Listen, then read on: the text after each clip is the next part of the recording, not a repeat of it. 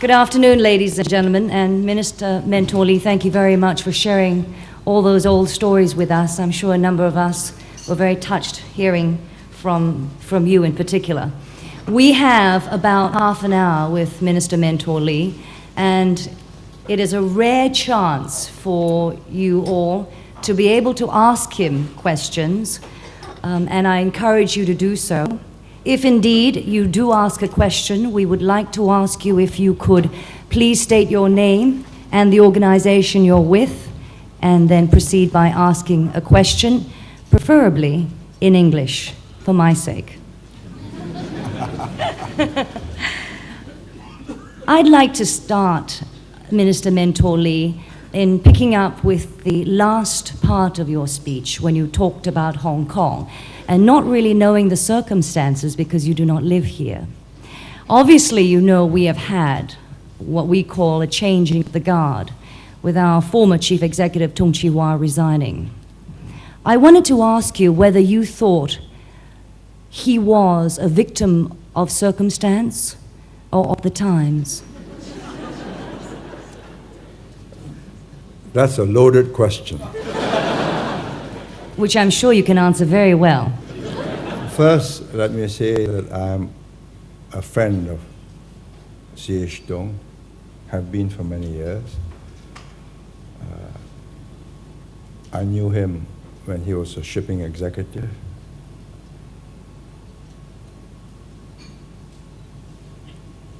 I met him after he was appointed to this job, but before he took it over. And I was struck by the seriousness with which he approached the problem.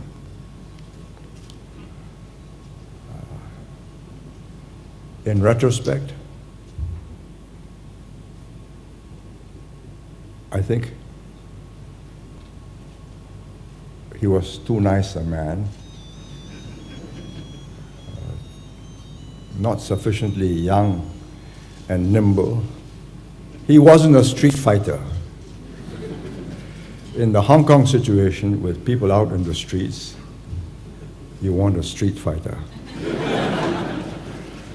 And then you can avoid this kind of confrontation.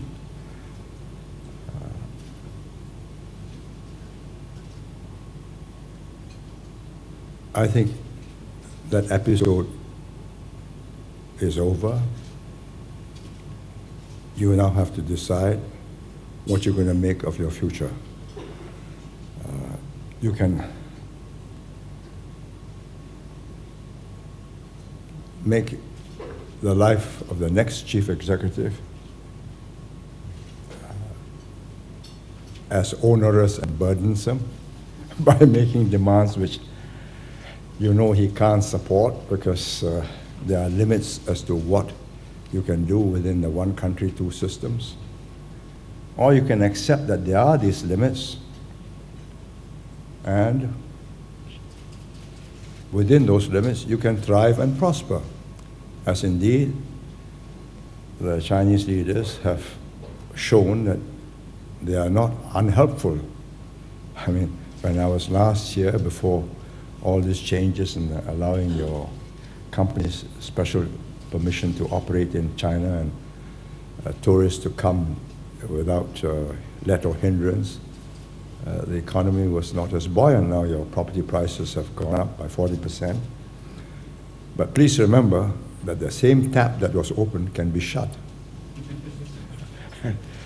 If I wouldn't like to, I'm not sure it's my job to tell the chief executive, the next chief executive, how to be a street fighter. Ladies and gentlemen, I would like now to ask or invite any one of you to ask a question. Yes, we have a gentleman in the front. Again, if you could kindly state your name and organization, if you would. Mr. Lee, my name is Siving Ching. Just a second, sir. Is the mic on? Just to double check. Is it on? Okay, fine. Thank you. Mr. Lee, my name is Siving Ching. I'm not representing my organization. I'm just a local Chinese. Hong Kong used to be a British colony. Now it has returned to China. But the transition seems to be not easy. Mr. C.H. Dong, I think, is not doing his job well, at least. I think there are still quite a lot of people in Hong Kong who are reluctant to go back to China. So I believe we need a leader with great political intelligence to do this job. It said that Peking has now chosen a member of civil servant left by the British colony as the new executive leader, chief executive for Hong Kong. But British government do not like people with political idea for civil servant. Can he do his job well? Now that was a loaded question. That was a load. Mine wasn't so loaded. Well,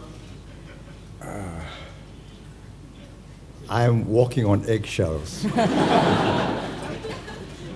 I've known Mr. Donald Tsang for many years. He's a different personality and a different character from C.H. Dong. He's younger.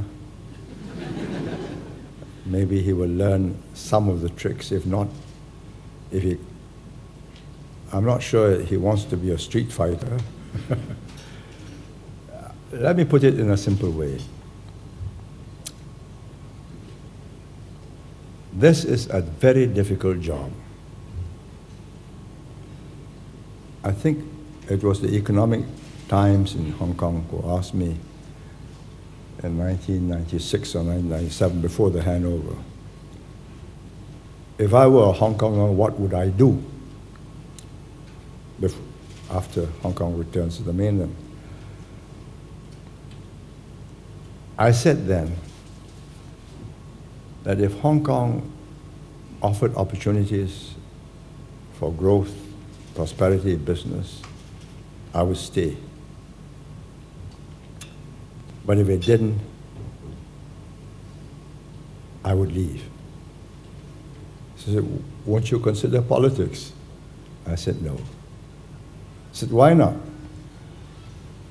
I said, it is a thankless job.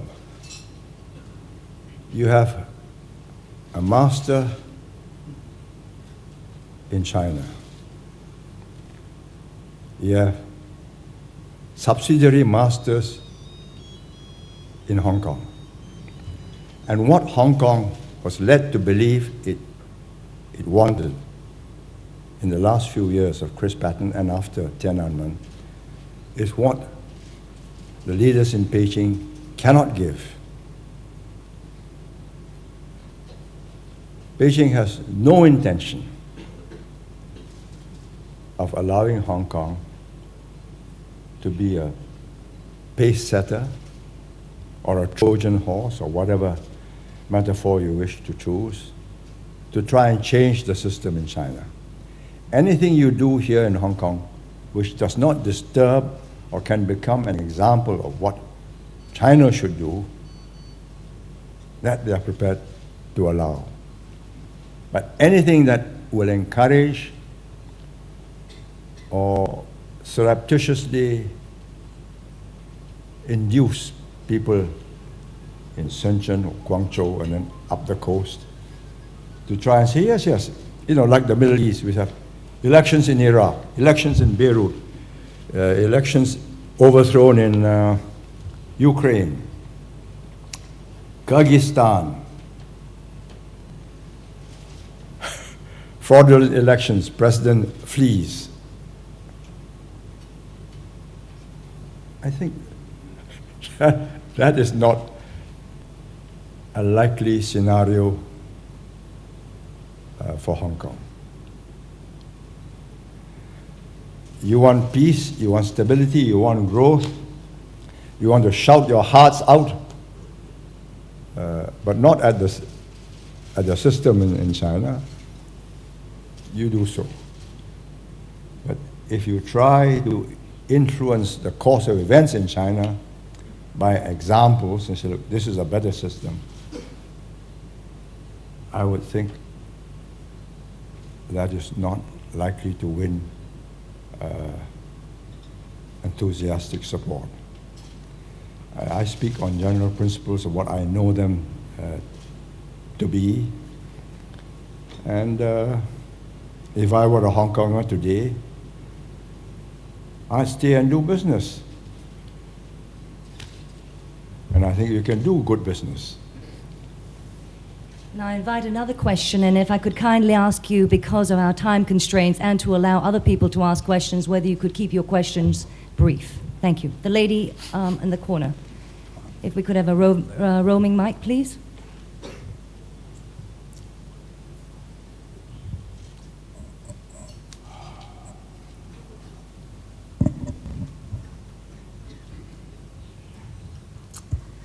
Minister Mentoli, thank you very much for your very touching speech. And my name is Lan. Why is it touching? Touching is because you shared a lot of experiences with us, which we didn't have the opportunity to experience the same thing.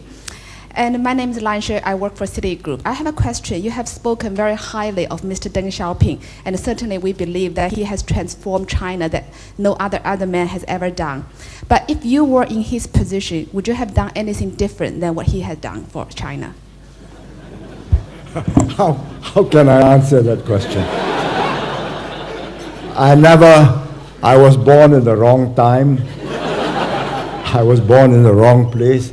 I never went on a long march with him. I never commanded whole armies that crossed the Yangtze River and chased the KMT troops out of China. What can I say?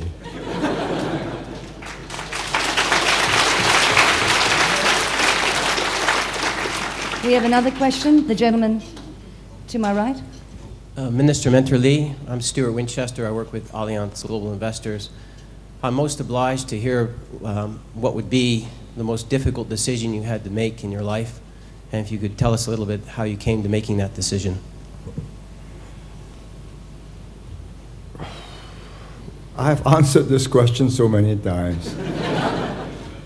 Briefly, it was the decision to leave Malaysia.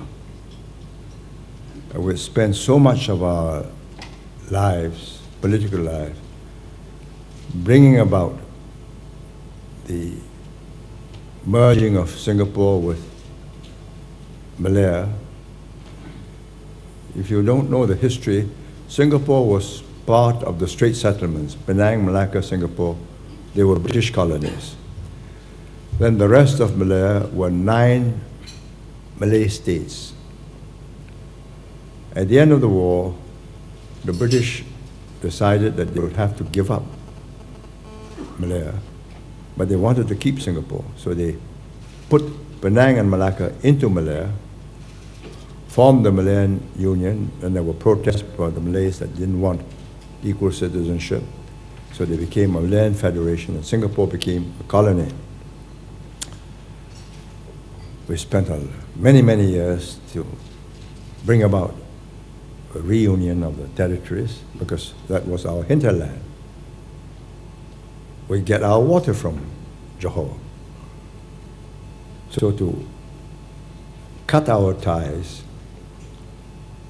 even though they promised us water for 100 years, and to have no hinterland, and at a time in 1965, when there was confrontation from Indonesia, that means we are on our own. How do we survive? But if we had stayed on, the Prime Minister of Malaysia, then a very princely man called Tunku Abdul Rahman, said there will be blood in the streets. Because what we wanted was equal citizenship with special rights for the Malays. What they wanted was a Malay Malaysia, and politics run on communal lines. In other words, Malays form one party, Chinese and Indians form separate parties confined to racial groups. We could not accept that, because that means perpetual division. So when we left, it was a painful decision because in order to bring about change, we had galvanized Malays, Chinese, Indians, Dayaks, Dusuns, all across Malaysia, and to quit and leave them in a different equation in which they are disadvantaged, because with us it was 40% Chinese, 40% Malays, 20% others. So you can only win by being multiracial. Cut off Singapore, and the Malays become an automatic majority. It was a painful decision. Right or wrong, we had to make it. I cannot say that it was right. I thought there was no choice to avoid bloodshed, so here we are, we made the best of it. But we left a lot of very unhappy people behind, whom we had galvanized. And I bear that burden to this day. Any other questions from the floor?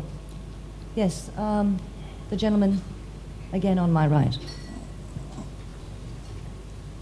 Minister Menta, on behalf of the people of Hong Kong, thank you for all your good wishes for the 7 million people of Hong Kong. I'm a medical doctor in private practice. I have no doubt your definition for a leader is correct. Good leaders give people what they want, what they desire. And there's no doubt that you yourself will go down in history as one of the greatest leaders, not only just for Singapore, but for the region as well. My question is, on a higher level, we are all now living in a shrinking world. We are citizens of the so-called quote-unquote global village. So leadership for one people, giving one people what they want, sometimes has adverse consequence for other people. So I just want to throw the question of a higher level international leadership, or the lack of it in the 21st century. Do our kids, do our younger generation will have a better future when we are talking about lack of leadership in the international levels? It's a very broad and deep question. There's a group called the Interaction Council, which was started by Takeo Fukuda, the former Prime Minister of Japan, who's now passed away, and Helmut Schmidt, former Vice Chancellor of Germany. It comprises of all the people who have been leaders of various countries, and they meet from time to time, at least once a year, to discuss long-term problems and immediate great issues, which people in office, with the pressures on them of immediate solutions to immediate problems, do not concentrate on. And the items that recur year after year, because it's not been attended to, are population growth, the imbalance, declining populations in the developed world, which creates problems for the aged, economies that will not be as dynamic and becomes more lethargic and stagnant, bursting populations in the less developed world, where disease, hunger, AIDS, rampant, and therefore likely to create huge problems for everybody, because AIDS will spread, as bird flu may also transform itself and move from human to human. So these are enormous, huge problems. Then there's environmental damage, which is being done.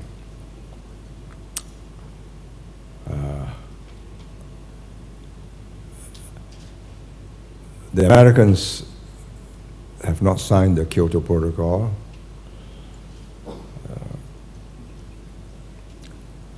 It's very worrying because the snow caps are melting in Antarctica.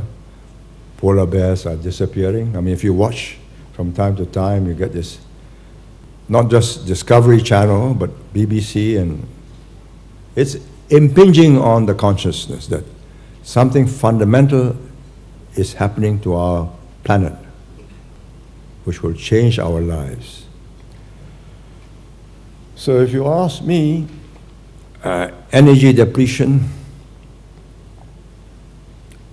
if China keeps on growing at this rate and India follows suit, will there be enough oil and gas reserves? And if there were, what happens to the atmosphere and further earth warming? What happens to Hong Kong when more coal is burned because there's no gas and oil? I mean, asthma, allergies, life can become extremely burdensome. The world is all interrelated. The greater the pollution, the greater the human explosion, the worse the consumption, the worse the pollution. Then you have nuclear proliferation. You can name any number of them. I read them from time to time. What can we do? Finally,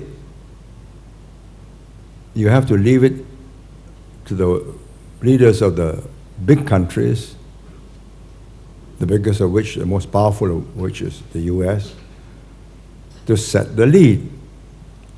But the US has said no Kyoto Protocol, it will damage their growth. So maybe we wait for a candidate, Republican or Democrat, who's more like Al Gore, who believes in the green world. But whether Al Gore as president would be able to bring America along that road and put the price of oil up, and all these SUVs have got to go half green, and you can't. Well, it's a complicated problem, but one which has dire consequences for everybody. And in fact, I remember reading one program or one article where Chinese climatologists in Xinjiang said that if it goes on, the ice will melt from the mountains, there'll be flooding for the first few years, and then after that there'll be drought. And what will happen to Xinjiang and its population? This is terrifying thought. But at the end of the day, maybe mankind is too clever, but not clever enough to save himself. So we'll become extinct like the dinosaurs. If we could entertain just two more questions for Minister Mentor Lee, the lady right in front of me and the gentleman on my left. Last two questions, if we could.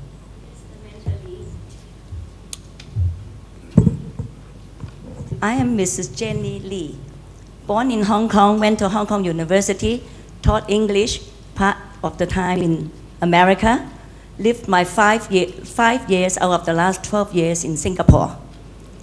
Now I'm working for my husband, who is sponsoring summer programs for mainland Chinese students to come to Hong Kong to mix with Hong Kong university students, plus some US students, plus some Singapore students, in order to nurture leadership in the young generation.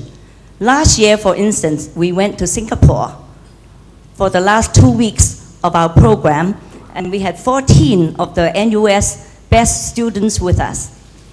Now, I have great respect for your leadership. I'd like to ask you, what are the legacies, bad or good, of leadership that you are leaving in Singapore with? I think it's best left for history to judge that. I did my best in the circumstances I was placed in. It was not a 10 out of 10 performance. I would say I did not fail, otherwise there wouldn't be a Singapore. But how well I succeeded will depend on how history students reviewing the records will decide whether I'd missed chances which I should have taken. I don't think when you do a job, you should be too concerned with history. I didn't keep a diary because it will distract me from what has to be done. Some people, or some leaders, keep a diary for the purposes of writing their memoirs or having PhD students do research on what they have done. I mean, American presidents, when they retire, have libraries where they put all their papers there and get students to study them. I didn't keep a diary, so when I had time to do my memoirs, I had to assemble a team, collect all the bits and pieces of notes I made, my appointments diaries, which my secretary kept, and piece the story together in retrospect. I would say that in life, you do your best, and if your best is not good enough, nothing can be done. If it's good enough, well, you leave something decent behind. You're doing a good job trying to foster understanding across races, across cultures. It's not a new idea. There are many programs, Fulbright scholarships, Marshall Plan scholarships, Rhodes scholarships.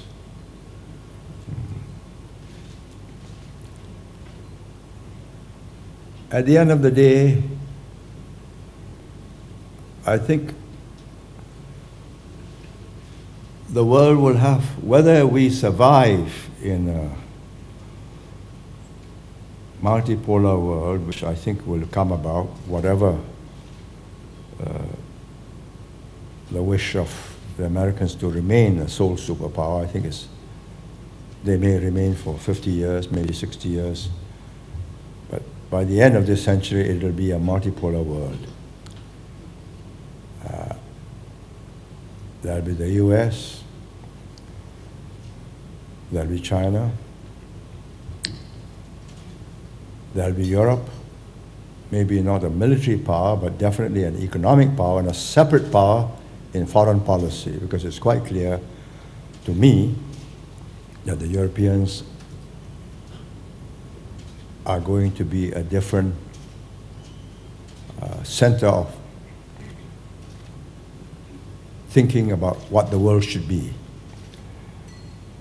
It's the French and the Germans who are setting the pace, but I think more and more the other Europeans will realize that yes, they need the Americans against contingencies in other parts of the world and in case Russia becomes aggressive once again, but it will draw together.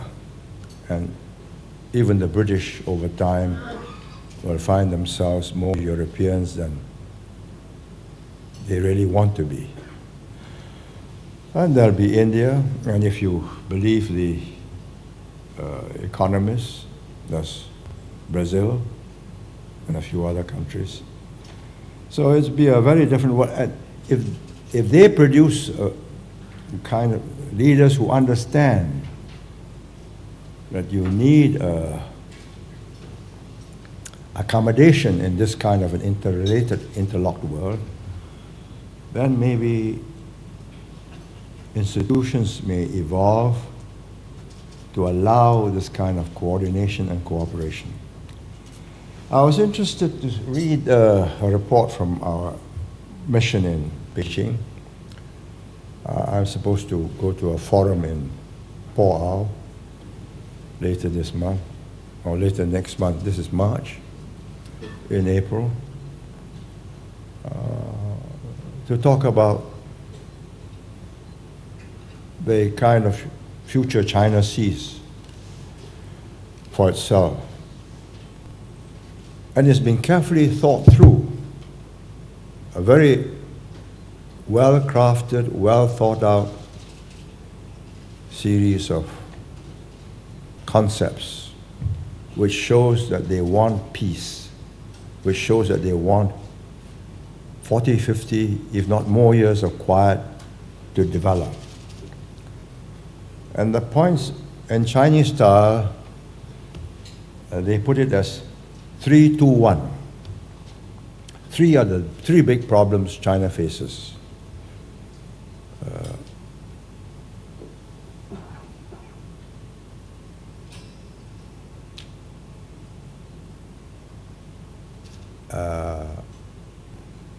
Environmental problems, energy depletion, population and growth. 2, how they have to be different from other countries that grew as major powers. For instance, Germany or Japan, which in order to grow, needing resources, developed empires or developed spheres of influence to reach out to resources. So China has decided it must have a policy where she cooperates with the people who have the resources and trade and acquires those resources in a cooperative relationship. So she's buying up companies in Brazil, Argentina, even Australia, mines and so on.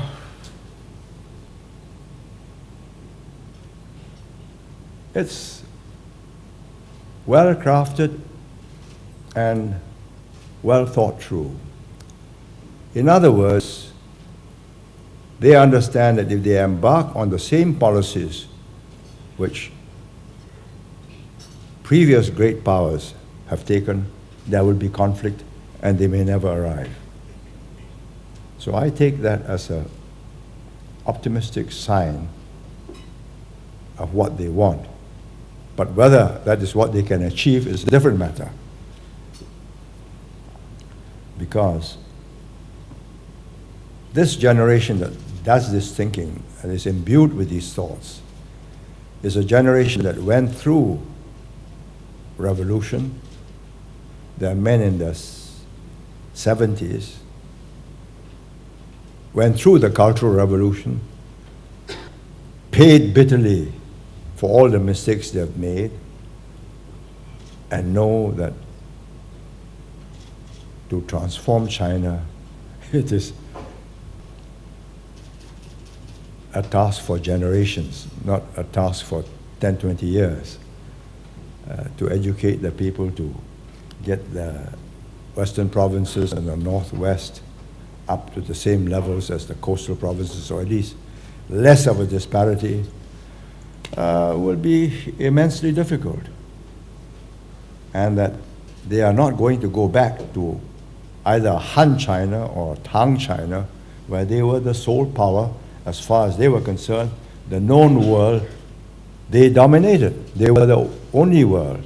Yes, Rome existed at the time that Tang existed or Han existed, but they were not in conflict. But they know now that they live in this very interrelated world of instant communications and swift transportation. So I would take it as a hopeful sign that there is deep thinking at the top and a desire to find a peaceful way for themselves to grow. But whether that will be achieved, I don't know. Mr. Mentor Lee, we just have one last question, if you would. The gentleman I promised on the left, if you could make it as quick as possible, because we're already overrunning. Yes, my name is Alex Young, and I'm a street fighter helping my family to looking for investment opportunity outside Hong Kong. So actually, the chief executive of Macau has just did only one good thing, is to liberalize the monopoly business in casino. So I would like to know whether your new direction about the casino business in Singapore in order to push the economy ahead. Thank you. I wasn't allowed to ask that question. Well, this is a judgment call for a younger generation of leaders to make. It's a different Singapore from the one that I govern.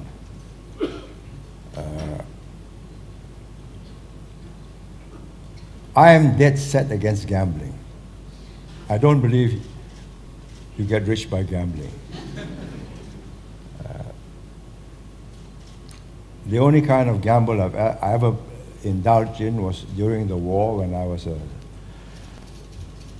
a stretcher bearer for the medical auxiliary services. So at night when we had to stand by, air raids and so on, as fellow students at Raffles College, we would play poker. But that's not a game of chance, it's a game of psychology. I don't like games of chance. And I watched the Japanese allow gambling farms during the occupation. I don't know, they must have had it in Hong Kong too. It was a good way to keep the people, especially Chinese who are very fond of gambling, keep them occupied. So there are different forms of gambles. And one particularly popular one was to count by 4, Fantan. So you have a beautiful long stick bamboo, and you got a croupier who puts a bundle of beads, and he goes 4, 4, 4, and you guess whether the last remains is 1, 2, 3, or 4. I watched it, fascinated. The skill, the excitement. I never punted. Because I was a mathematics major. So I knew the law of chances. If you put the same money on 1, 2, 3, 4, you will not get your money back. So it's a max game. The banker must win.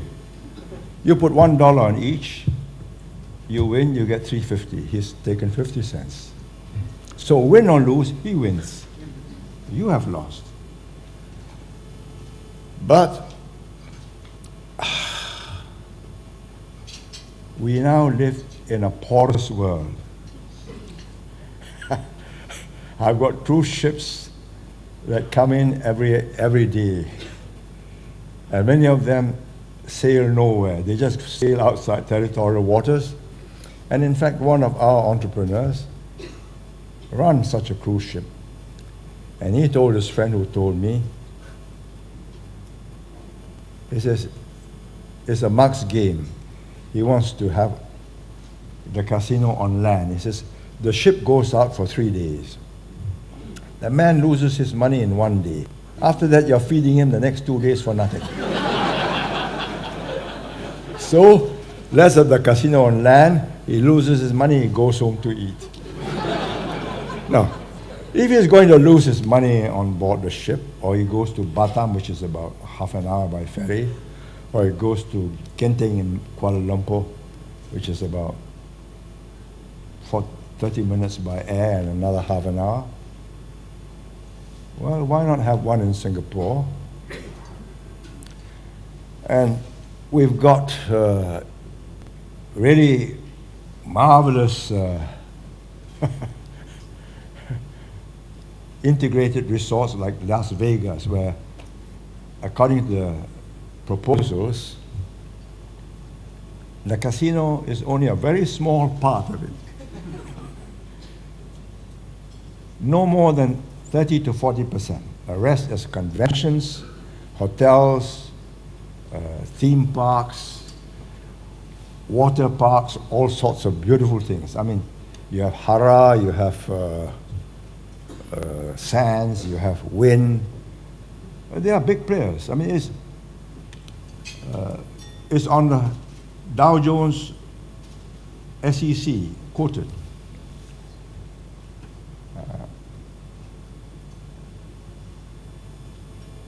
Singaporeans divided into two groups.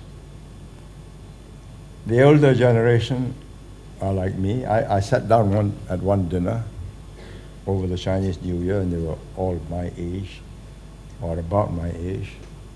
And I went down the table. They all opposed, except one.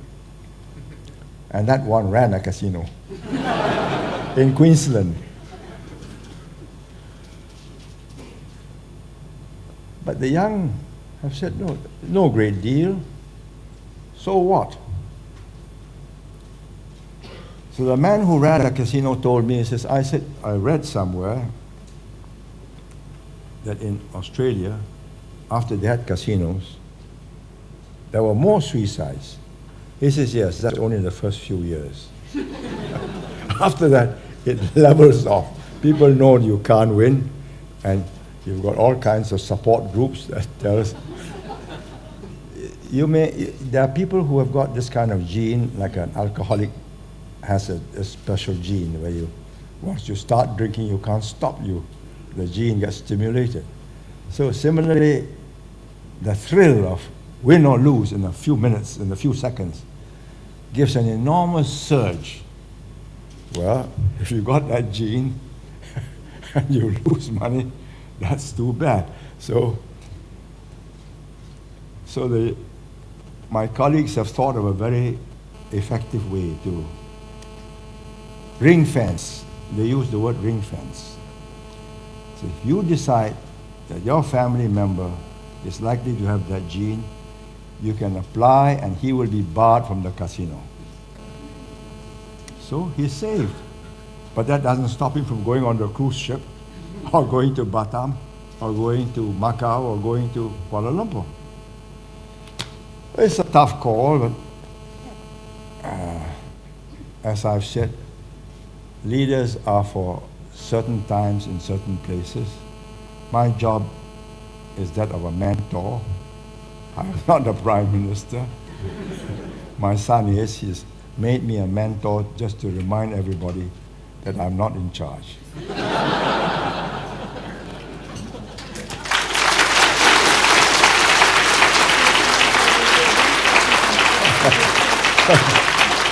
Short one.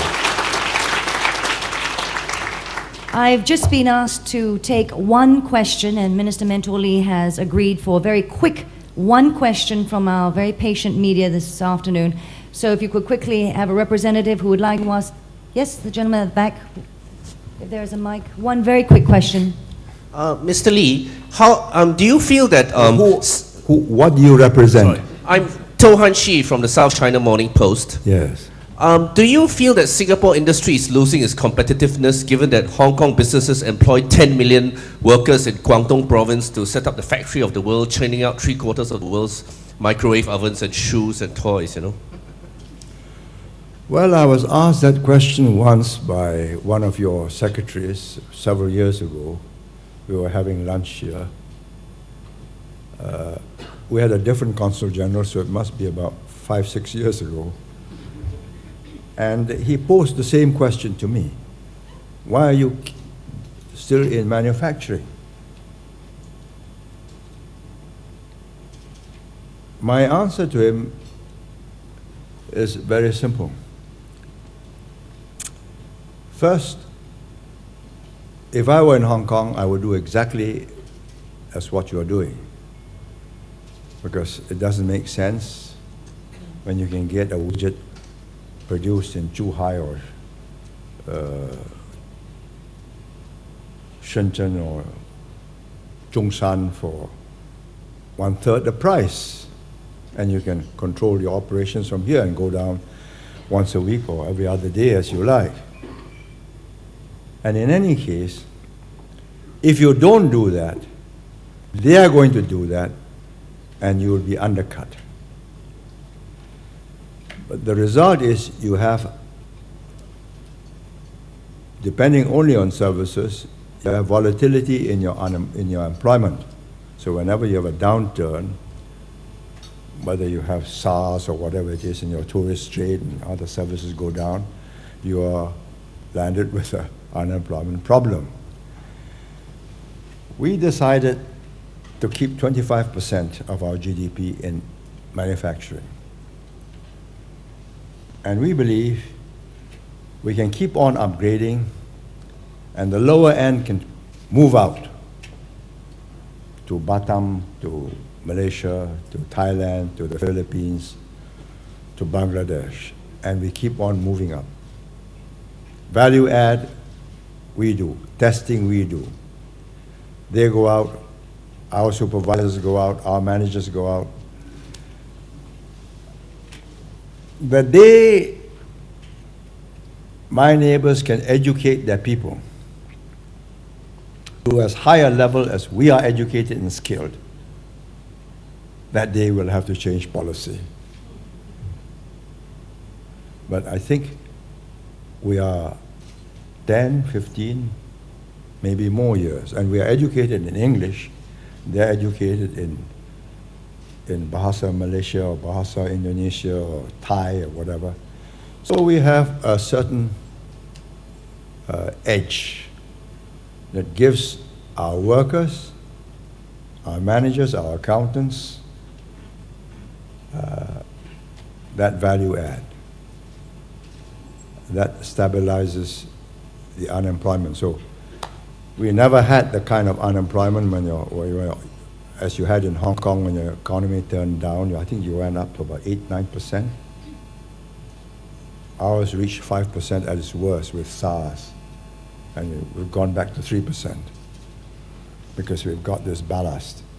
Manufacturing occupies a steady stream. Yes, you have ups and downs with IT, but you can take the cycles as they come and go. We've got IT, we've got pharmaceuticals, we've got petrochemicals.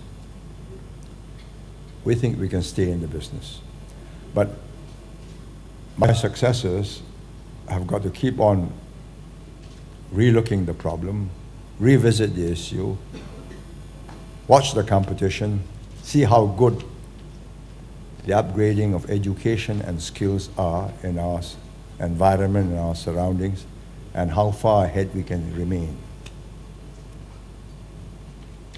Thank you. Minister Mentoli, on behalf of Citibank and everybody here today, thank you very, very much. Thank you.